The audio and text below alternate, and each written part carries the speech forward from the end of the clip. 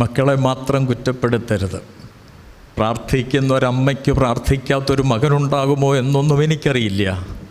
ഞാനിവിടെ നിൽക്കുന്നെങ്കിൽ പ്രാർത്ഥിക്കുന്നൊരമ്മ എനിക്കുണ്ടായിരുന്നു എന്ന് പറയുവാൻ, ഈ പരിശുദ്ധ മൃദുവായി സാക്ഷി നിർത്തി പറയുവാൻ എനിക്ക് മടിയില്ല. കഷ്ടതകളും പ്രയാസങ്ങളും ദുഃഖങ്ങളും ദുരിതങ്ങളുമൊക്കെ ഉണ്ടെങ്കിലും പ്രാർത്ഥിക്കുന്നൊരമ്മ, അവരെ മറന്നിട്ട് ഞാൻ ഈ മധുവായുടെ മുന്നിൽ നിന്ന് പോകുന്നത് ശരിയല്ലല്ലോ. അപ്പം അമ്മമാരുടെ പ്രാർത്ഥന ഓർമ്മപ്പെടുത്തുകയാണ്. അപ്പോൾ ഈ ശതാധിപൻ, നിങ്ങൾക്കറിയാം, എത്രയോ പ്രാവശ്യം കേട്ടതാണ്. അവൻ കവർന്നഭൂമിയിലെത്തിയപ്പോൾ ഒരു ശതാധിപൻ വന്നവനോട്, കർത്താവേ, എൻ്റെ ബാല്യക്കാരൻ പക്ഷപാതം പിടിച്ച് കഠിനമായി വേദനപ്പെട്ട് വീട്ടിൽ കിടക്കുന്നു എന്നപേക്ഷിച്ചു.